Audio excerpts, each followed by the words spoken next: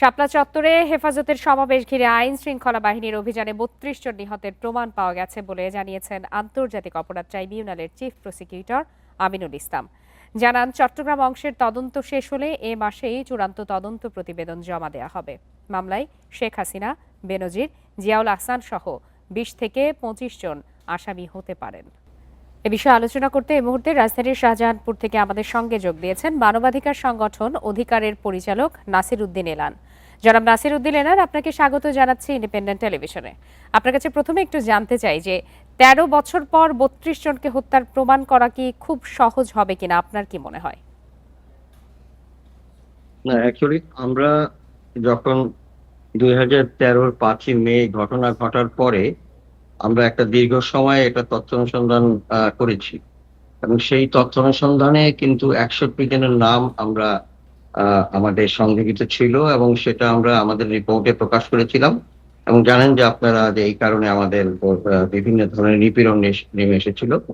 তো এত বছর পরে এটা খুব মানে কঠিন কাজ না, কারণ যারা মারা গেছে তারা তাদের পরিবার আছে এবং ওই সময় এই আপনি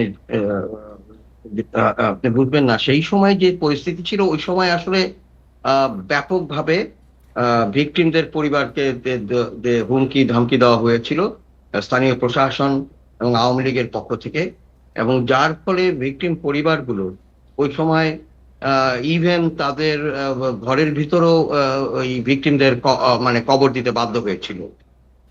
আজকে আমার মনে হয় একটা সমস্যা হতে পারে যেটা আমি মনে করি, সেটা হলো যে আহ যারা বিভিন্ন মাদ্রাসা থেকে এসেছিল, যারা এতিম শিশু, এই এতিম শিশুদের হয়তো ট্রেস করা সম্ভব হবে কিনা আমি জানি না।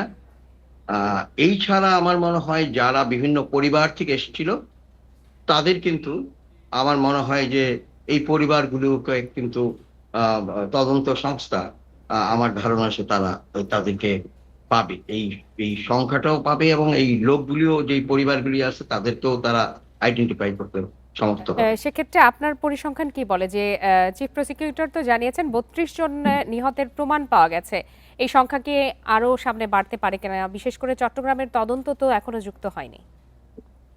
জি, আমরা আহ, আমরা যখন জুনে যখন এই তদন্ত রিপোর্টটা প্রকাশ করি তখন আমরা ৬১ জনের আহ নামের তালিকা আমরা পেয়েছিলাম এবং ওই সমস্ত পরিবারের সাথে আমরা সাক্ষাৎ করি, আমাদের যে যারা তথ্য অনুসন্ধান টিম তারা সাক্ষাৎ করেছিল এবং বহু ভয়ভীতির মধ্য দিয়েও তারা তখন বলেছিল তাদের নাম, এবং আমরা পরবর্তীতে এই লিস্টটা কিন্তু আমাদের ওয়েবসাইটেও দিয়ে দিয়েছি এবং যারা তদন্ত করছে তাদেরকেও আমরা এই লিস্ট সরবরাহ করেছি।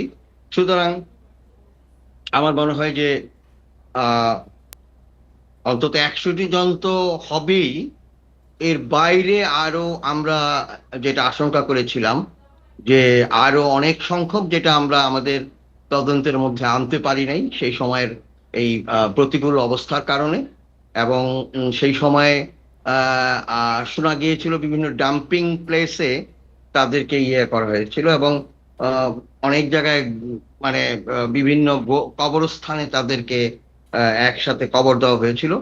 এই এই জিনিসটা শোনা গিয়েছিল।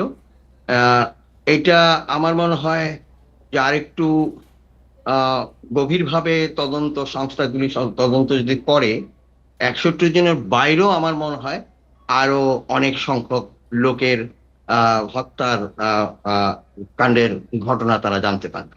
জনাব নাসিরউদ্দিন, সেক্ষেত্রে এই ঘটনার তদন্তে এখন পর্যন্ত অধিকার অর্থাৎ আপনাদের সংগঠনের কোনো সহায়তা কি নেওয়া হয়েছে কিনা?